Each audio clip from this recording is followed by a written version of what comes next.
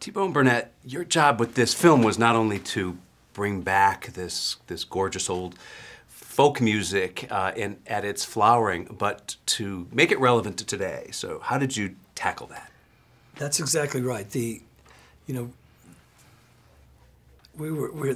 film is about a time when people in the country, when there was a fight for the soul of the country, and musicians were leading part of that fight. And it started back with Emerson and Thoreau and Whitman through all the great civil rights music of Woody Guthrie and Pete Seeger and Gene Ritchie and all those extraordinary musicians in the middle of the century. And people were fighting to preserve it. And Bob Dylan came along. Well, first Elvis Presley came along and took a lot of that music, that folk music, and reinvented it, and it was called rock and roll.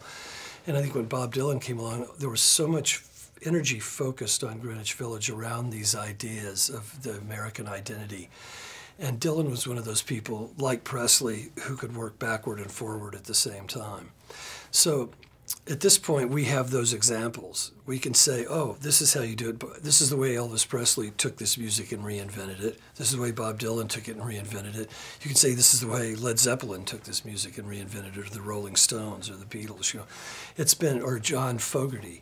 There's a sense that this music is permanently recyclable. So I do it the same way that I learned to do it from the masters. Why was folk considered so dangerous? Back in the 1960s, Right. Merv Griffin hosted the Grammy Awards one year. And he made a joke and said, Peter, Paul, and Mary couldn't be here because they're home making the dynamite caps. And everybody laughed in the audience. Right. The idea of them as militant anarchists right. now is so laughable. Yeah, right. But to them, that was obviously the subtext of that joke. So you're saying it was they were more threatening to the cultural establishment because what the Yes. music industry was at that time, Right. Sinatra-loving America?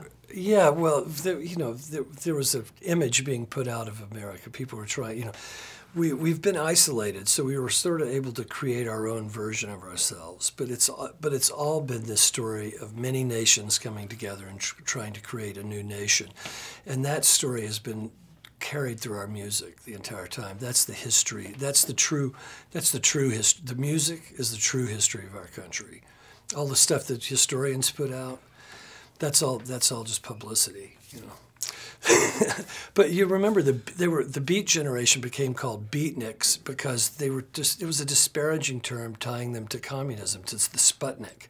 So it was there was this fight. There was power, much like there is now. There was entrenched power, military industrial power. Now it's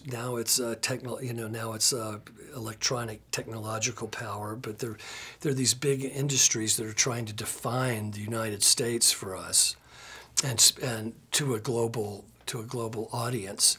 And then there are the musicians who are saying, no, that's not who we are at all. And now I think musicians have gotten to the point, I certainly have, where I'm fed up with listening to these engineers. They've led us down a primrose path.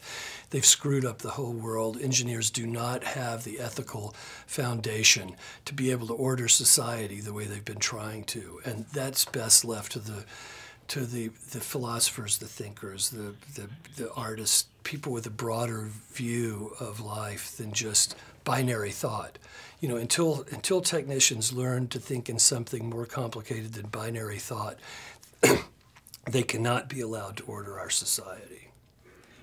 A Coen's brother movie called Oh Brother, Where Art Thou helped to help blues be rediscovered. Is that one of your great hopes here? I mean, I'm sure it is that you hope folk music can be rediscovered, but do you think it could be a new boom? Well, I think it is. I think it already is a boom. This is the thing. But it's just folk music is changing. Folk music is music that grows up out of the ground, sung by untrained voices, played by untrained musicians, written by untrained writers. It's the music of the people. That's what so much. That's what almost all the music we hear now is. Hip hop is certainly folk music. The antecedents or the predecessors of hip hop are the street toasts that the black musicians used to perform in the 18th and 19th century.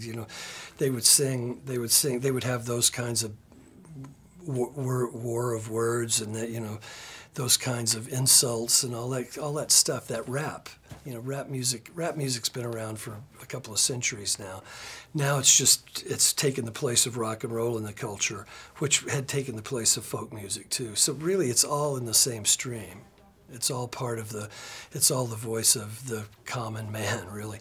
It's funny too, if you think back to Barton Fink, he wanted to write the great ode to the common man, Barton Fink did, and, going back to Whitman and all of that. So this has been part of the Coens' work all the way through as well.